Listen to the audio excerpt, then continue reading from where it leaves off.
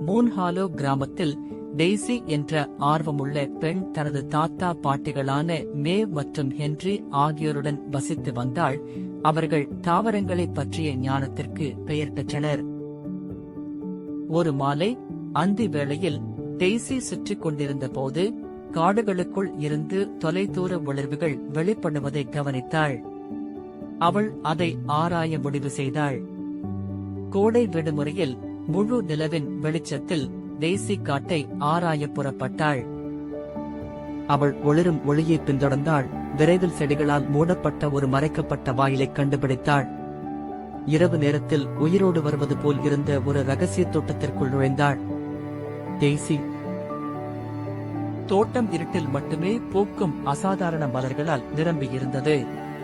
இரவில் மட்டுமே பூக்கும் பெரிய மணமிகு வெள்ளை பூக்களைக் கொண்ட சிரியஸின் அழகால் டெய்சி கவரப்பட்டாள்.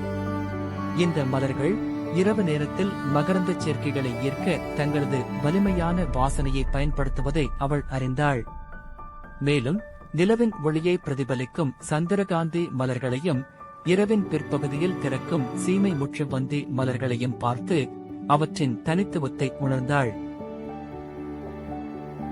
டெய்சி தோட்டத்தை ஆராயும் போது அவளைச் சுற்றிலும் சிறிய ஒளி மின்னுவதை அவள் கவனித்தாள்.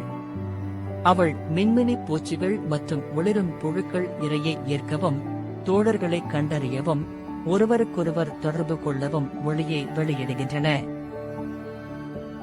டெய்சியின் ஆர்வம் அவளை அவளது தாத்தா பாட்டியிடம் அழைத்துச் சென்றது. மேலும் தகவலுக்கு கிராம அருகில் உள்ள தாவரவியல் நூலகத்திற்கு செல்லுமாறு அவர் பரிந்துரைத்தார். டெய்சி ஒரு பழங்கால புத்தகத்தில் ஒரு குறிப்பை கண்டாள். இரவில் பூக்கும் ஒவ்வொரு மலருக்கும் தனித்துவமான பண்புகள் உள்ளன என்று குறிப்பு விளக்கியது.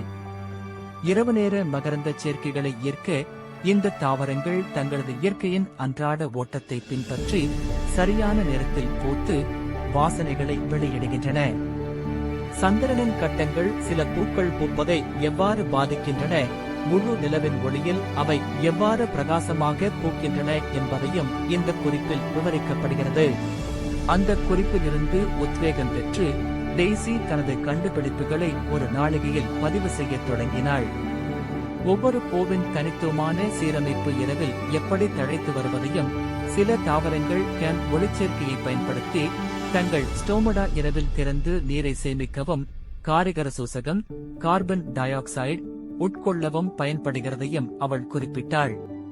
மேலும் புலம்பெயர்ந்த பறவைகள் மற்றும் பூச்சிகள் போன்ற சில விலங்குகள் விண்மீன் கூட்டங்களால் வழிநடத்தப்படும் நட்சத்திரங்களை பயன்படுத்தி எவ்வாறு பயணிக்கின்றன என்பதையும் அவள் கண்டுபிடித்தாள்.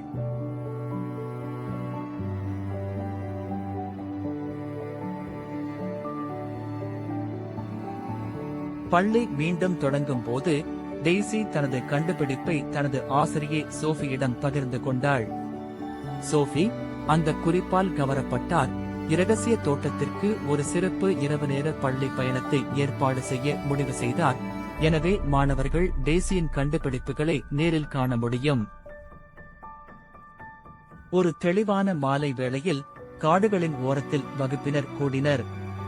டெய்சி அவர்களை மறைவான தோட்டத்திற்கு வழிநடத்திச் சென்றார். மாணவர்கள் உள்ளே நுழைந்ததும் இரவில் பூக்கும் பூக்களின் அழகைக் கண்டு வியந்தனர்.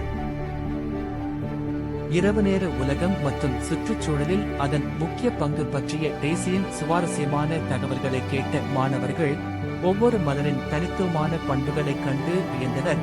இரவில் அவை எவ்வாறு பூக்கின்றன என்பதை புரிந்து கொண்டு இரவு உலகத்தை பற்றிய புதிய ஞானத்தை பாராட்டினர்.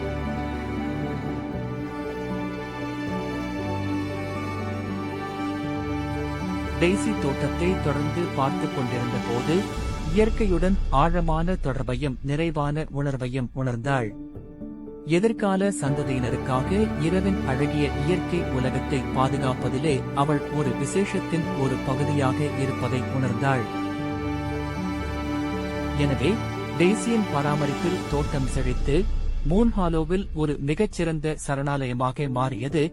அங்கு இரவில் பூக்கும் பூக்களின் அதிசயங்களை போற்றினர்.